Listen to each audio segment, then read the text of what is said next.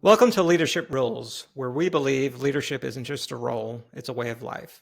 Whether you're leading a team, a community, or simply leading yourself, we're here to help you unlock the rules to lead your life with purpose and impact.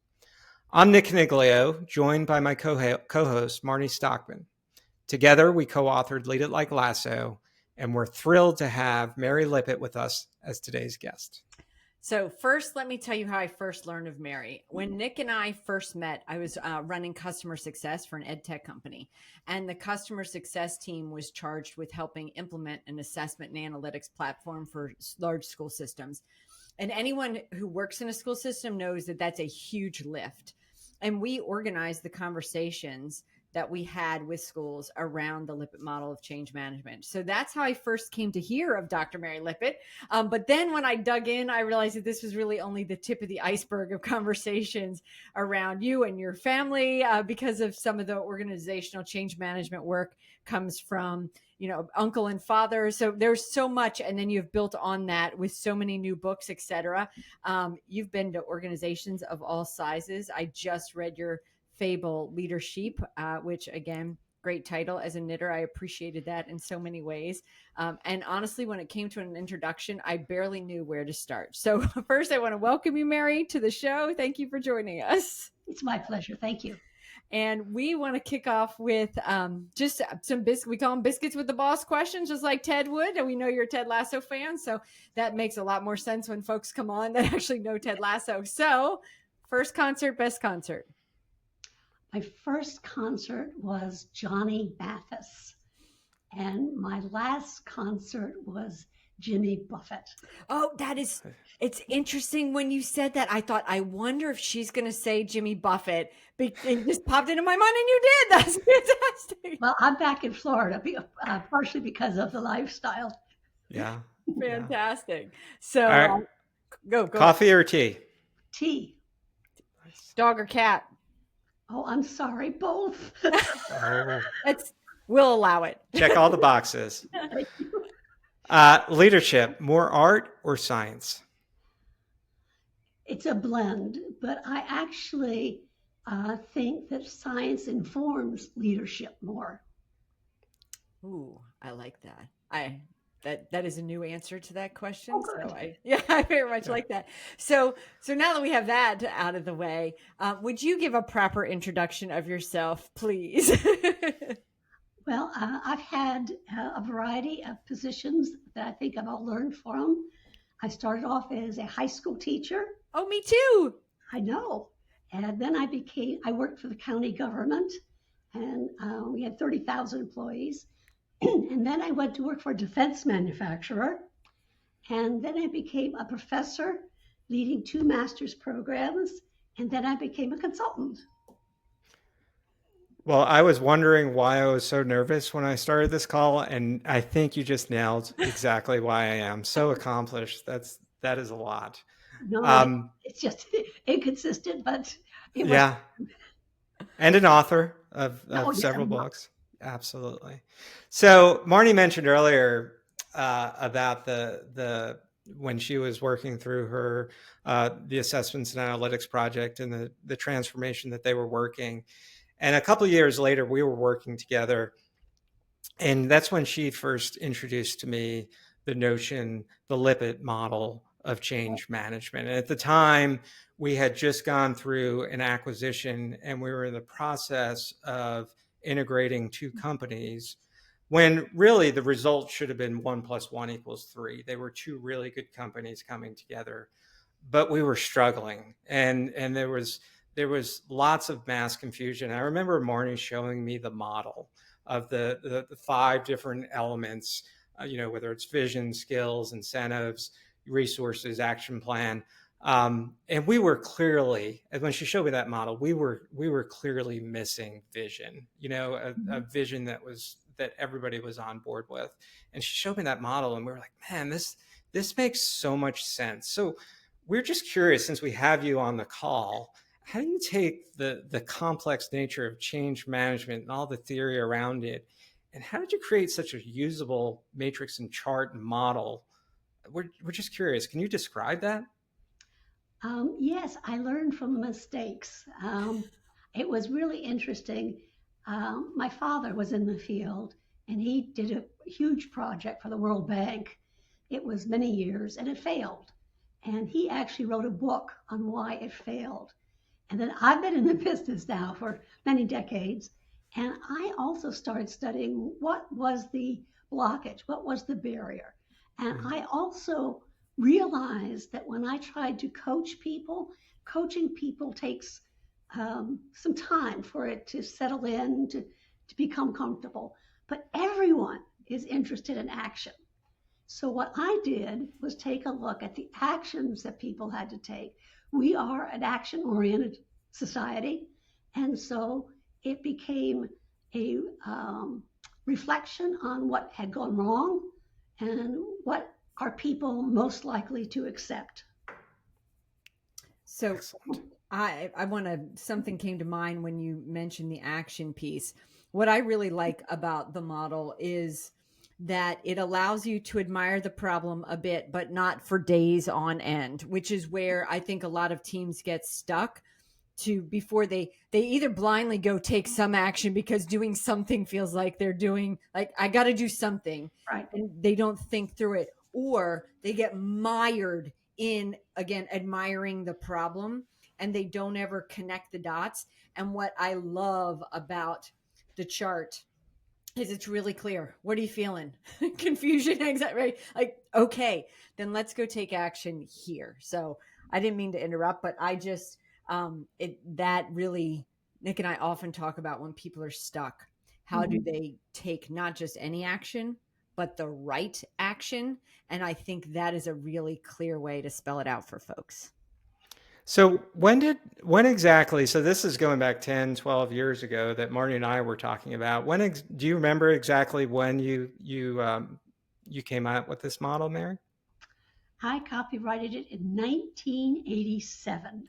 Oh my goodness. So lots has changed since 1987, right? And how applicable is this model today as compared to what it was, 40 years ago, almost 40 years ago now? I still think it applies. I mean, I think that the ingredients into each one of those 5 areas have changed. Obviously, skills have changed. The kind of incentives have changed. I mean, one incentive used to be job security. That is no longer a viable incentive. The resources have become more complicated with systems. And of course, the action planning is much more intricate and, cross-functional. Absolutely. And the model itself, I think, mostly comes from the perspective of organizational change management. At least that's the way I've always viewed it.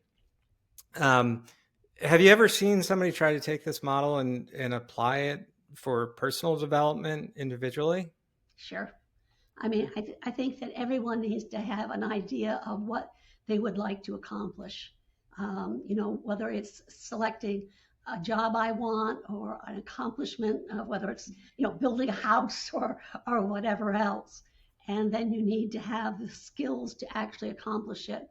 And sometimes those skills have to be brought in. I mean, if you're building a house, you need lumber and contracting licenses and permits and all that kind of thing. But then you also have to have the incentive, because follow through really has been one of the biggest areas that create derailers. And the resources on a personal level can be time. If I already have a job, how much can I allocate to taking a class or a certificate? And the action planning, I think, is actually where I would say we're going to get tactical. I mean, vision is a little strategic.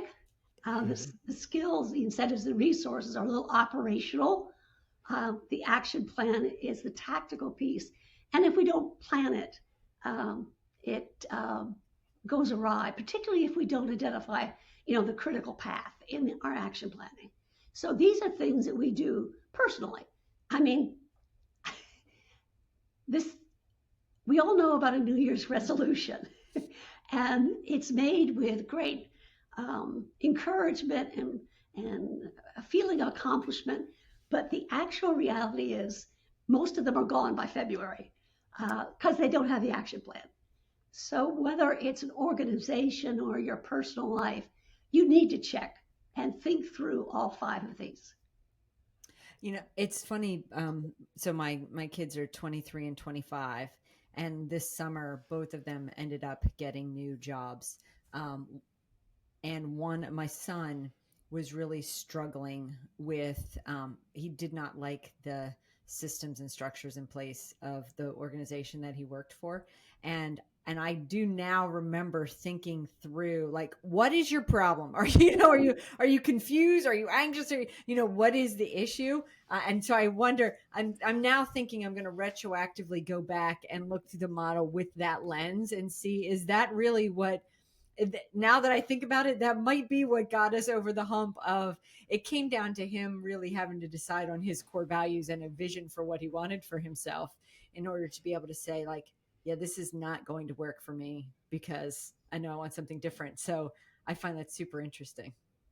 If I could add, sometimes people take a position and it's the right title and it's the right location and the pay is okay, but they don't think about the fact, am I going to be micromanaged? Am I going to be kept in the dark?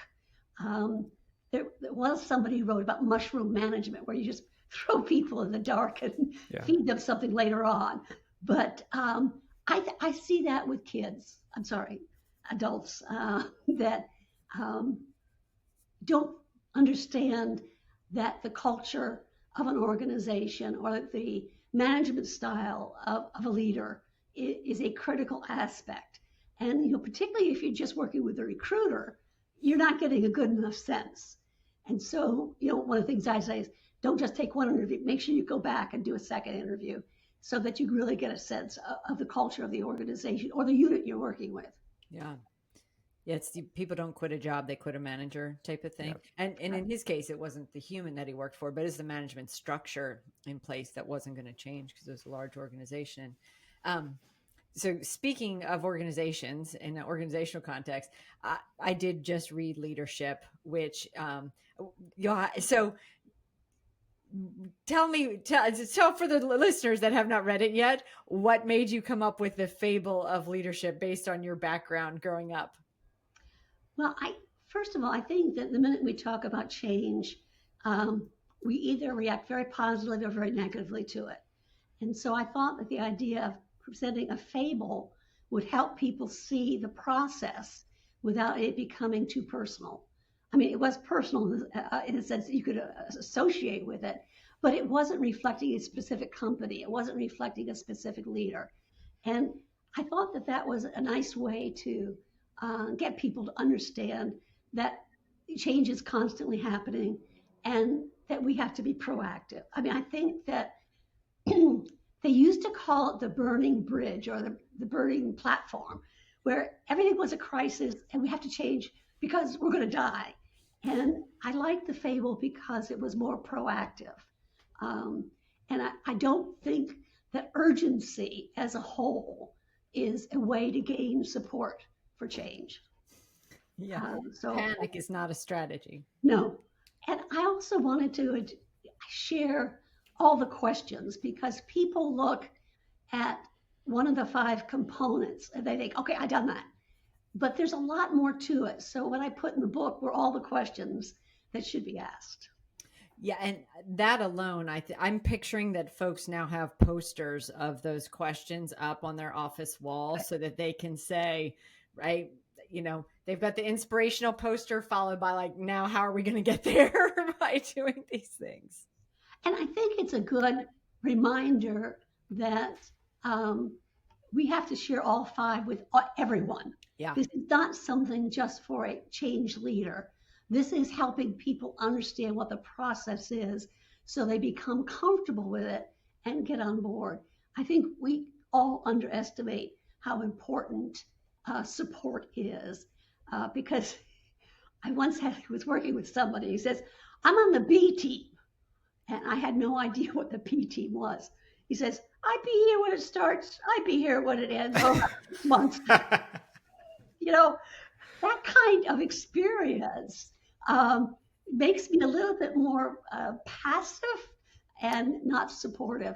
So in my experience, the resources, but really the incentives and resources are two of the places that are shortchanged and create problems. So first, So, I've never heard B team like that before. I love it. Wrote that down. Good. so you've shared you just shared a story there about your experience, and as Marty and I were preparing for this conversation, we are like, oh my goodness, I mean, I can't imagine how many leaders that Mary has actually worked with and helped over the years. We're always curious with all of our guests, is there a memorable story of a leader who transformed their approach thanks to following a lot of the principles that you're talking about that you'd be willing to share with us? Yeah, I was working with a leader who called me in after he had started to change. And he was one of the most charismatic, engaging um, person. And he'd come up with a vision that was inspiring, and he made it into a tag, put it in the cafeteria, put it on people's badges. The trouble was nobody understood what it meant. And so his vision was to empower, free, and serve. Now, who wouldn't support that? Yeah. And so the people thought, okay, we're going to be empowered to do our job. We're going to get rid of red tape. And what it turned out to be, we were going to operate 7 days a week in terms of retail instead of 6. I mean, he had not provided any detail, thinking that enthusiasm and his character Charisma. would carry the belt, carry it, and it just doesn't work. I also had a leader that was introducing all new technology. By the way, over the weekend without telling anybody. Oh, And surprised when people came in on Monday, they were not ready a to little get resistant. Yeah. But you know what? It was attributed to changing the technology. And we were just going to say they resist technology. Well, when everything wasn't working well and there was a union, I got called in, and what we found out was the reason for the resistance. They had changed people's lunch hour. People could not have lunch with their favorite people anymore, and they changed their workstations. So I had developed, some relation with the people around me, but they're different. I mean, and it's the little things that get overlooked that can become big things. But nobody would have voiced that without a certain safety net around it. And so it's easy to say people resist new technology or change, but that wasn't it. Also lunch hours and lunch mates. So having been a teacher, I was also a high school assistant principal. 100%, if you try to change the students' schedule during the lunch period, that will switch them. That's the one thing that's going to derail that for that scenario, because they're like, no, I don't know the people in the other lunch. I sit with my friends. I have a system, right? All that social piece. I totally get that. Yes. So those are two examples. They're great. Thank you for sharing You those. mentioned that the leader thought that his charisma and enthusiasm and character would be enough to carry it through. And one of my favorite leadership books is Jim Collins' Good to Great. And really the difference from good to great is that it's not about the charisma of it's not the outgoing leader personality trait that gets the job done. Right. So I think lesson learned there for sure. The other piece, and Nick brought this up when we were chatting, is that you always hear about it talked as change management, but we see that you talk about change leadership. And I would just love to hear you what is your tagline on that conversation of the difference between change management and change leadership? There are over 8,000 definitions of leadership. But to me, I'm managing usually an existing process, and I'm trying to change as little as possible. So I think I could squeak it in if I just manage it. I think that what I'm trying to do is to suggest that the leader's role in change has vastly changed in the sense that it used to be, I'm the visionary. And as long as I have the vision, I've done my job, I can delegate it off, and those people are responsible for making it happen. What I'm trying to say with change leadership is that it's my job to see it through. I can't delegate it. People can't read my mind, or I sure can. And so I have to stay engaged, because no matter what I start with, it's going to take at least a month, probably more, and things will change. I mean, I think COVID showed how quickly our wonderful plans have to change. Mm-hmm. We did not plan it. It was an environmental issue. But I'm trying to suggest that change leaders need to be more situationally aware and more flexible than the old idea was. I come up with a vision, it's exciting, I just keep repeating it. If I repeat it 7 times, then people will get it. That's not what change leadership is about. So how would you coach? Like, I think it seems like a leadership position these days is a lot less secure than maybe it was 15, 20 years ago. How would you advise or coach new leaders today? I mean, is there any specific words of wisdom that you could offer that might have been different from 15 or 20 years ago, or is it the same message? No, I think that vision has to be much more targeted. I think that there was a period where everybody felt that the wider the vision, the more aspirational, the more comprehensive is better. And I will just say that vision needs to be more specific. It doesn't have to be forever. So if I can handle this part, then I'll be free to handle something else. There's a wonderful example in a story of Alcoa, where their vision was just to improve employee safety, but profits went up.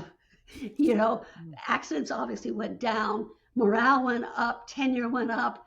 If we do something that people want to do as well as it'll be good for the organization, we can accomplish one thing, but that can build on other things. And I don't think that was the impression of what vision should be in the past.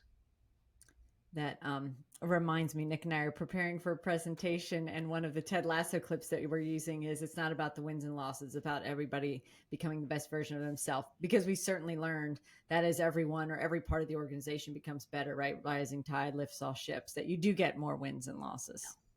One of the Ted Lasso quotes I like is, be curious, not judgmental. Favorite. The whole world would be a better place if everyone Agree with that. We weren't going to go there, but since you brought Ted Lasso up, did you have a favorite character in Ted Lasso? Rebecca. Yeah, I like that. Marnie's part Rebecca. She's part Ted, part Rebecca. We have this leadership character assessment in our book where we kind of map out the archetypes, and Marnie hits a lot of good check boxes with both of those two. That's for sure. So we always ask on this podcast, if there's one leadership rule that you live by, if you had to live by, what would it be? What would be the Mary Lippitt rule? Respect, probe, reflect, and create. I want leaders to be more creative than they are. I do think people feel sometimes limited by what has been written up as great leaders of the past. And I know that most people say listen as a leadership rule, but if you don't respect the person that you're asking the question of, and you don't know how to ask the question in a non-judgmental way, you won't get the information that you need to understand what the intangible incentives are. And again, in my model, incentives are both tangible, but the more powerful and lasting ones are the intangible ones. Sure. Well, I think tying together respect and probe really makes for good listening, right? Mm-hmm. At the way you mean it, as opposed to just technically hearing what somebody has to say.